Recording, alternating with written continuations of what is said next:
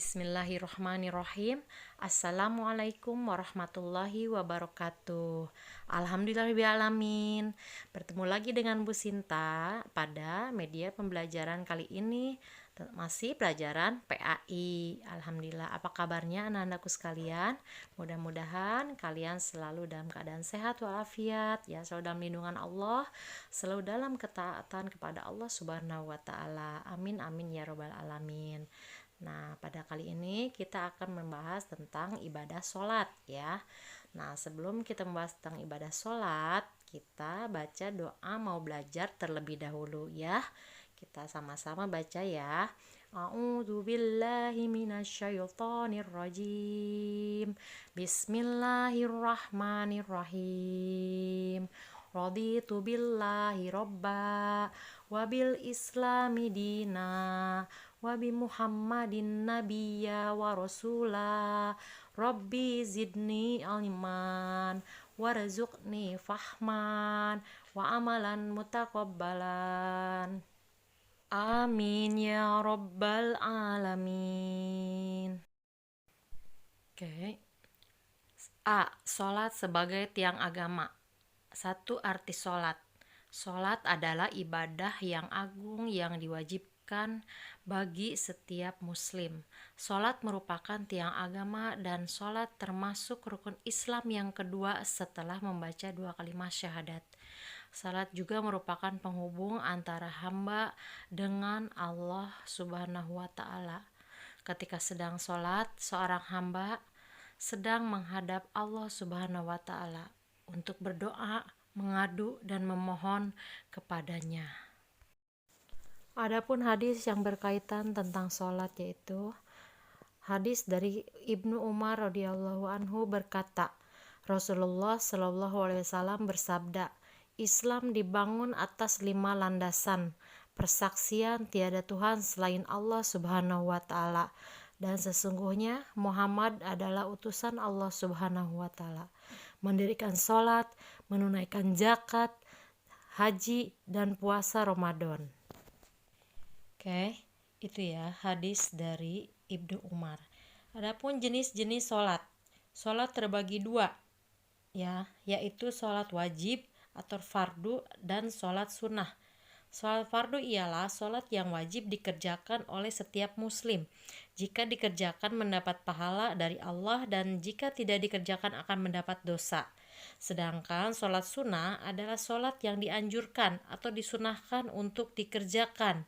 Jika dikerjakan akan mendapat pahala dari Allah, sedangkan jika ditinggalkan atau tidak berdosa, ya, dan tetapi tidak mendapat pahala dari Allah Subhanahu wa ta'ala. Kemudian sholat fardu atau sholat wajib, ya. Sholat fardu terbagi menjadi 2, yaitu sholat fardu ain dan fardu kifayah, ya. 1. Fardu ain, yaitu kewajiban yang diwajibkan kepada mukallaf atau seorang langsung, tidak boleh ditinggalkan atau tidak boleh diwakilkan, harus dilaksanakan oleh orang tersebut. Nah, seperti sholat 5 waktu, ya, sholat subuh, zuhur, asar, maghrib, dan isya. Kemudian fardu kifayah, yaitu kewajiban yang menjadi sunnah ketika ada sebagian umat Islam yang melaksanakannya. Jika tidak ada yang melaksanakan, maka kita wajib mengerjakannya. Jika tidak ada umat Islam yang mengerjakannya, maka berdosa. Contohnya seperti mensolatkan jenazah. Kemudian, ya, ini tentang sholat, ya, dan gerakan-gerakannya. Nah, yang B, sholat sunnah, ya. Sholat sunnah ada beberapa macam, yaitu sholat rawatib, sholat duha, sholat tahiyatul masjid, sholat tahajud, sholat fajar, sholat wudhu, sholat tasbih, sholat taubat, sholat hajat, sholat tarawih, sholat witir, sholat istisqa, sholat idul fitri, dan sholat gerhana. Untuk penjelasannya kalian bisa baca, ya, di buku paket, ya, halaman 110 seperti itu, ya, teman-teman.